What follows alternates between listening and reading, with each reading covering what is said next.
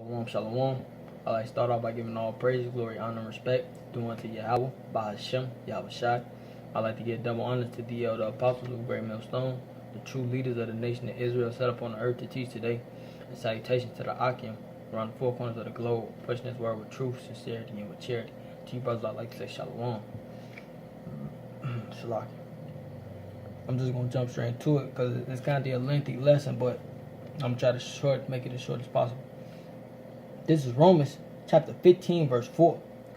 For whatsoever things was written aforetime were written for our learning, that through patience and comfort of the scriptures might have hope. And that's the deal, man. These scriptures, everything that's written down was for our learning, man. All these account of these wicked men, these righteous men, of these these acts that happen, everything is written for us to learn from. And it says that we through patience and comfort of the scriptures might have hope.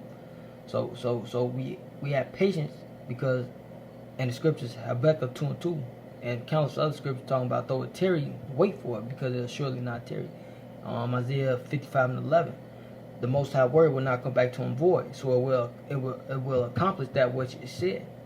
Numbers 23:19, the Most High is not a man he should lie, man. So these things that I said to happen must happen, man. These things that was called, or these prophecies that was said before by the prophets, the seers, it's going to happen, man. Why? Because Yahweh Hashem Yahweh Shai said so, man. And that's just what it is. So with that, I'm going to get into this lesson. It's really just going to read a chapter and put some input into it, man. Because it's a good read. This is 1 Kings. Lock. This is 1 Kings chapter 13, verse 1. It says, and behold, there came a man of God out of Judah by the word of Yahweh unto Bethel. And Jeroboam stood by the altar to burn incense. And he cried against the altar and the word of Yahweh, and said, O altar, altar, thus saith Yahweh, behold, a child shall be born unto the house of David, Josiah by name, and upon thee shall he offer the priests of the high places that burn incense upon thee, and men's bones shall be burnt upon thee. And he gave a sign that same day, saying, thus is the sign which Yahweh hath spoken. Behold, the altar shall be rent, and the ashes that are upon it shall be poured out. So this is the man of God speaking right now from verse 2 and verse 3. That was the man of God speaking. The word of Yahweh Hashem Yahweh Shai that was told to be spoken to him, man, that the Spirit put on him, man. And he basically told him, like, hey, he was basically telling Jeroboam that him and his whole household was going to get cut off because of this fucking folly that he's doing, man. So, let's just stay into it. Verse 4. And it came to pass when the king Jeroboam heard the saying of the man of God, which he had cried against the altar in Bethel, that he put forth his hand from the altar, saying, lay hold on him. And his hand which he put forth against him dried up, so that he could not pull it again to him. So he basically tried to go after the prophet, and his hand, as he did, he put his hand on the altar, and his hand got stuck. So he stuck. So he like, damn, what the fuck going on? And that's the Lord just showing his power, man. Verse 5. The altar also was rent, and the ashes poured out from the altar, according to the sign which the man of God had given by the word of Yahweh. And the king answered and said unto the man of God, entreat now the face of Yahweh thy power, and pray for me, that my hand may be restored me again.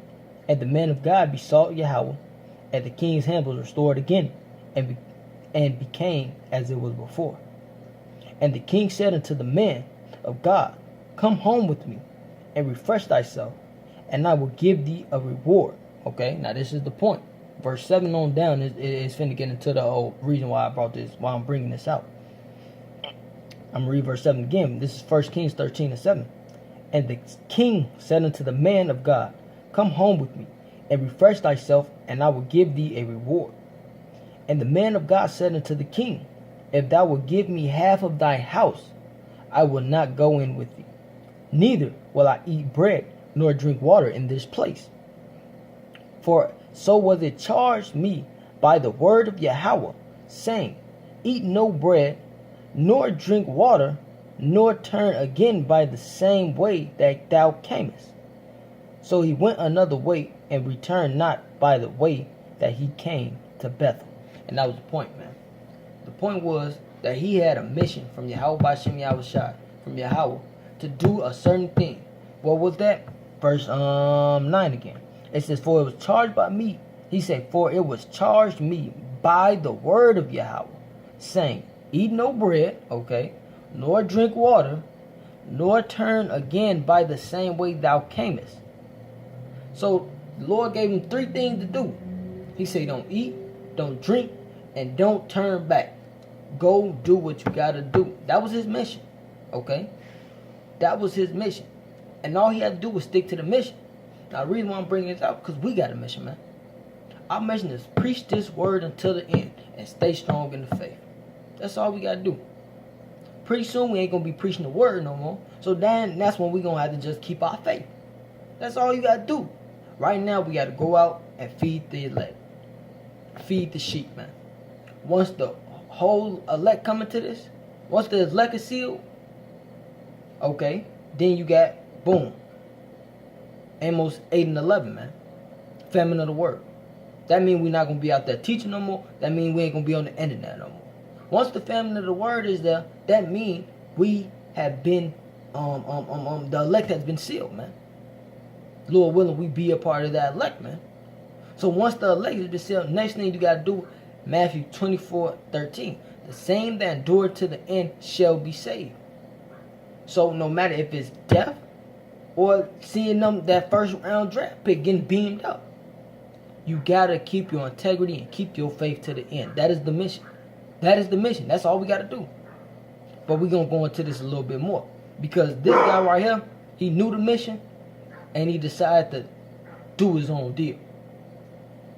And we're gonna have, I'm gonna try to get a couple precepts, Lord willing, and we just gonna go into this.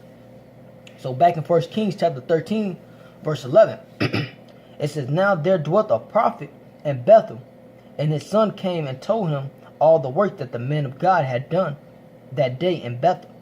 The words which he had spoken unto the king, them they told also to their father. And their father said unto them, what way he went? For his son had seen what way the man of God went, which came from Judah. And he said unto his son, saddle me an ass. So they saddled him in the ass, and he rode thereon, and went after the man of God, and found him sitting under an oak. And he said unto him, art thou the man of God that came from Judah? And he said, I am. Then he said unto him, come home with me and eat bread. Okay? So this right here is a test. Ultimately, this was a test. The Most High gave him a set thing to do. And the Most High put a test in him. He tried him. And let's see what happened. Verse 16. And he said, no, verse 15 again. Then he said unto him, come home with me and eat bread. Remember, in verse 9, it told him, don't eat, don't drink, nor turn back the way you go. Okay? And he said, not verse 16. This is the man of God. Verse 16, he said, and he said, I am not to return with thee, nor go with thee, neither will I eat bread, nor drink water with thee in this place. So he remembered what the Most High said to him. Verse 17, for it was said to me by the word of Yahweh, thou shalt eat no bread, nor drink water there, nor turn again to go by the way what thou camest. Verse 18, he said unto him, I am a prophet also, as thou art. And the angel spake unto me by the word of Yahweh, saying, bring him back with thee into thine house, but that he may eat bread and drink water. But he lied unto him. So he went back with him, and did eat bread in his house, and drink water. So, right then and there, he fucked up. For the simple fact, he had got a mission from Yahweh Bashem Yahushai, man, to do a certain thing, and he actually did the opposite. He did the exact opposite. He let somebody else fuck up his mission, man. I got 2 of them real quick, since I'm already at the back of the book. This is Revelations chapter 3.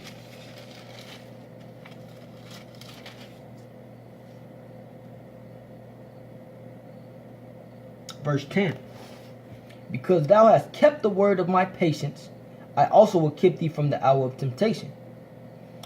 Now, it says, because thou hast kept the word of my patience. That means you did what was asked of you. You did what was told of thee, man. You did what you had to do.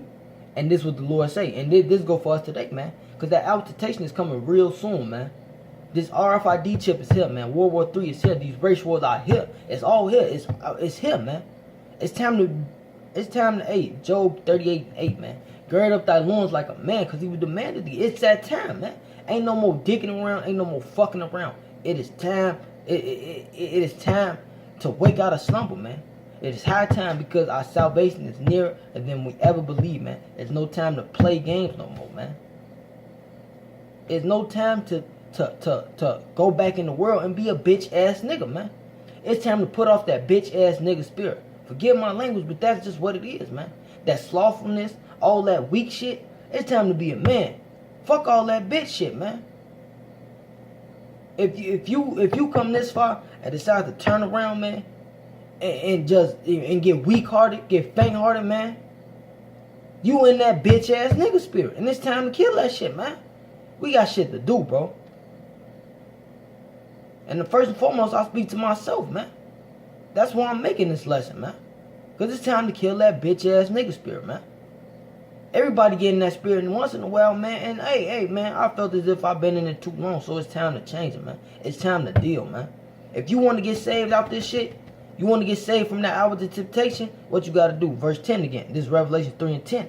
Because thou hast kept the word of my patience, I will also keep thee from the hour of temptation, which shall come upon the whole world to try them that dwell upon the earth. Verse 11 is the point. It said, behold, I come quickly. Hold that fast which thou hast, that no man take thy crown. You can't let nobody take that crown, man. You can't let this weak ass flesh take your crown, man. You is your biggest enemy in this thing, man. And that's the truth, man. The flesh wars against the spirit, man. You gotta beat the flesh ass every day. You can't let them win, man. Now the scriptures say, basically do everything in a balance, man. You gotta have balance with everything you do. But you know if you falling off, you know if you slacking, man. Hey, it's the spirit, man. Because the elder Izaryah just said it today, man. He said he feel it, man. That a lot of people that GMS Chicago is getting slack, man. It's time to pick up the pace, man. It's time to run. It's time to run. We damn that up, man. It's a marathon, not a race, man. But hey, you can pick it up just a little bit more, man. Do a little bit more. But it said, let not no man take thy crown from thee, man. You can't let your flesh, your family, your friends, your kids, your nigga woman, fuck all that shit, man. Fuck that shit. That shit is not going to get you saved. It's not. And that's just the honest to God truth, man.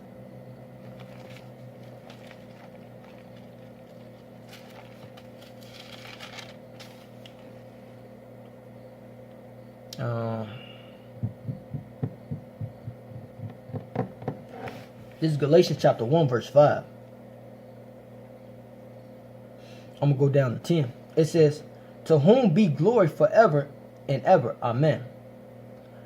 Verse 6. I marvel that you are so soon removed from him that called you in this grace of Hamashiach unto another gospel. So Paul was appalled that these niggas left the faith.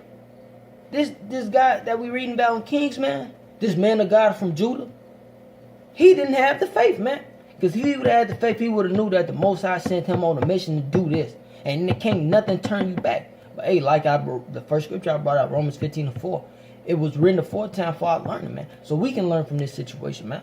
That we got a mission to do, and we can't let nothing fuck up our mission, man. It says, with Galatians 1:7, which is not another, but there be some that trouble you, and would pervert the gospel of Hamashiach. But though we or an angel from heaven preaching another gospel unto you than that which we have preached unto you, let him be accursed. So you can't let nobody come fuck up your shit, man. Ultimately, just going to the whole deal about the gospel, man. You can't let nobody come preach you to get you to believe a false doctrine, man. But in this case, man, hey, you knew what to do, man. In the case that we reading about in Kings, he knew what to do, man. But he let this old prophet, man, come fuck up his shit. And we're gonna read a little bit more in that Kings what happened to that man for letting him do that. I'm just gonna jump back to it just to save time. I mean, you can keep reading down like 10. Really, it's the scripture. The scripture's good all together, so you know. But I want to hurry up and get this done. This 1 Kings 13, verse 19 again. It says, so he went back with him and did eat bread in his house and drank water. He directly disobeyed the Most High, man. Verse 20. And it came to pass as they sat at the table, that the word of Yahweh came unto the prophet that brought him back. And he cried unto the man of God that came from Judah, saying, thus saith Yahweh, for as much as thou hast disobeyed the mouth of Yahweh, and hast not kept the commandment which Yahweh thy power commanded thee, but camest back and hast eaten bread and drunk water in the place of the which Yahweh did say to thee, eat no bread and drink no water, thy carcass shall not come unto the sepulchre of thy fathers. So he basically gave him the rundown like, hey, you finna get fucked up. But in a sense, he could have took that away like, oh well, damn. Cause well, really it's a big deal in Israel not to get buried in basically your own in your family sepulchre, basically, man. That's where your heritage is, man.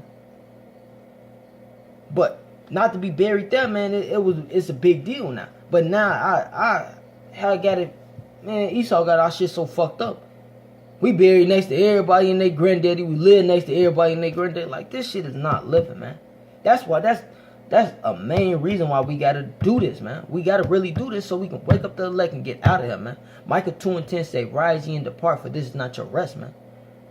Your rest means you're not supposed to be comfortable here, man.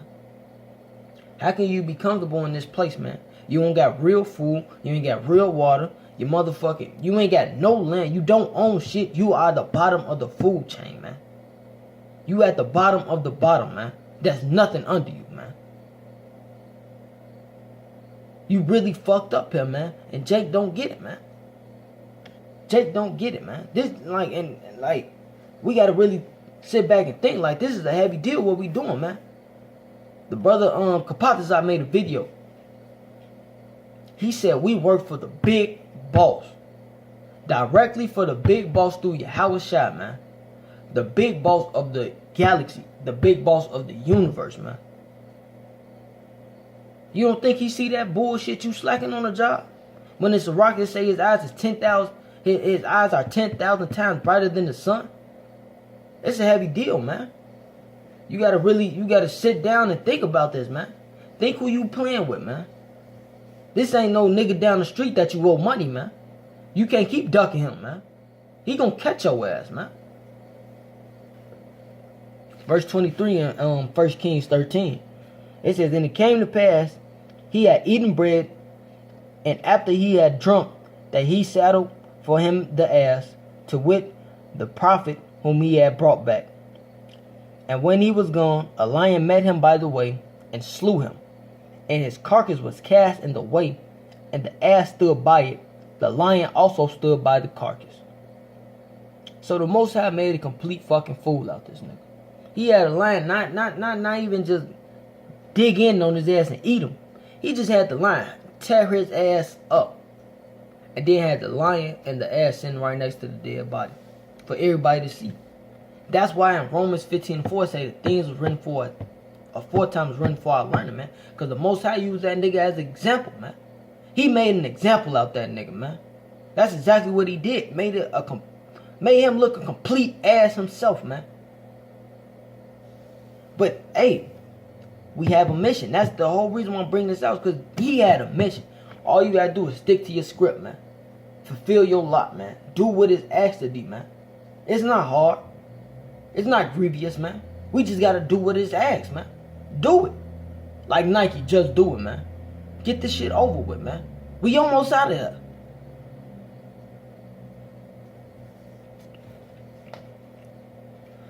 Verse 25. And behold, a man passed by and saw the carcass cast away, and the lion standing by the carcass. And they came and told it to the city where the old prophet dwelt.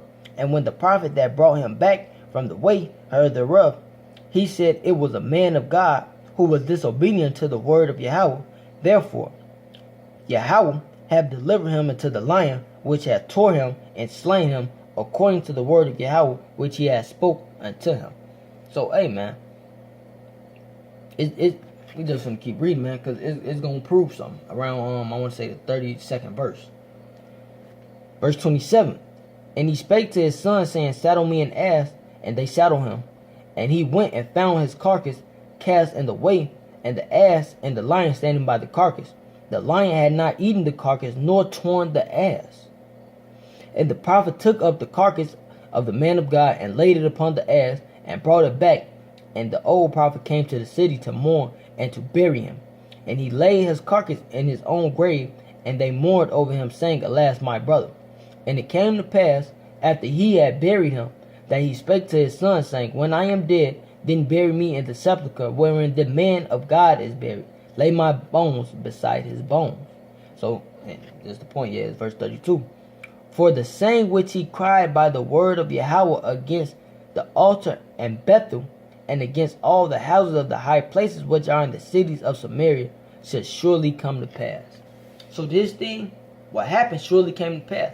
The Most High said he won't dwell in the sepulchre of his fathers. That came to pass. The Most High say that about the altar that it'll be rent and the ashes should be flown off. I think it was in verse 4. Salaki. But the Most High said that, and it came to pass, man.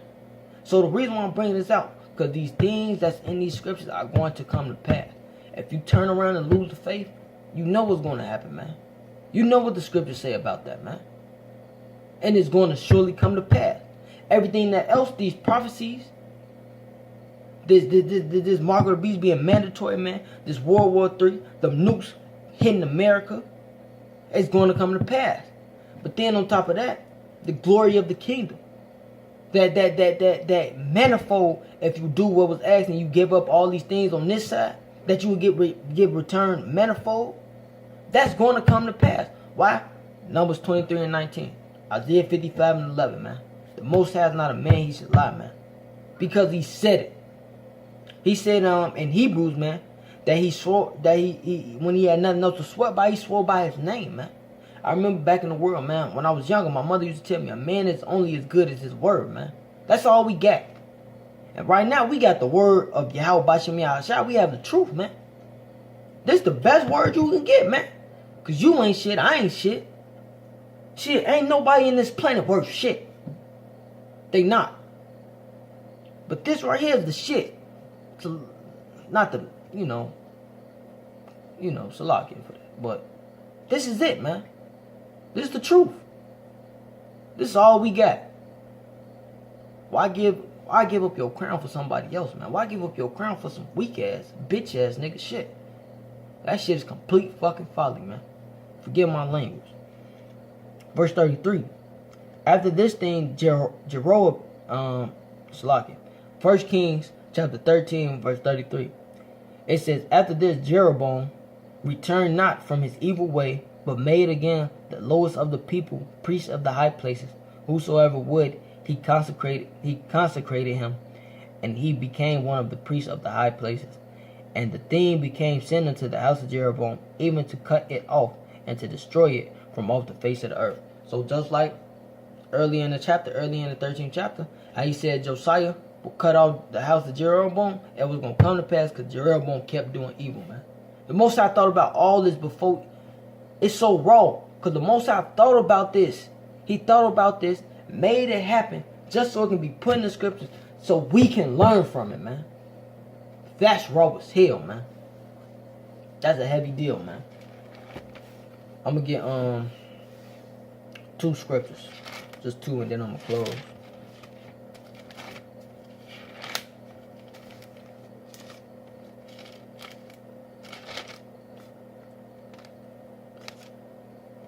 Alright, I'm gonna hold that one. I want to close with that one. This is Luke chapter 12, verse 47. It says, "And that servant which knew his Lord's will, and prepared not himself, neither did according to the will, shall be beaten with many stripes." For the simple fact you knew, man. You knew what was asked of you. You knew what was called. You knew what your job was. You gonna get your ass whooped with the many stripes, man. That's what happened to the man of God from Judah in 1 Kings, the 13th chapter. He got beat with the many stripes. He got made a mockery because it's still written in the scriptures. And the scriptures been around for thousands and thousands of years, man. He been a mockery all that time. The Lord know how to get you, man. Stop playing, bro. Verse 48. But he that knew not and did commit things worthy of stripes shall be beaten with few stripes. For unto whomsoever much is given, of him shall much be required. And to whom men have committed much, of him they will ask the more. So that's the deal, man. The Lord gave us a heavy deal right now, man. So we gotta live up to our part, man. We gotta live up to the part. It's Luke chapter 9, verse 62. And Yahushua said unto him, No man having put his hand to the plow and looking back is fit for the kingdom of God. And that's plain, man. So with that, I'd like to give all praise, glory, honor, and respect due unto Yahweh by Hashem Yahushua. I'd like to give double honors to D.L., the apostle of the great millstone, the true leaders of the nation of Israel set up on the earth to teach today. Salutations to the Akim around the four corners of the globe, pushing this word with truth, sincerity, with charity. To you, brothers, I'd like to say shalom. Hey, fight this good fight, man. We almost out of it.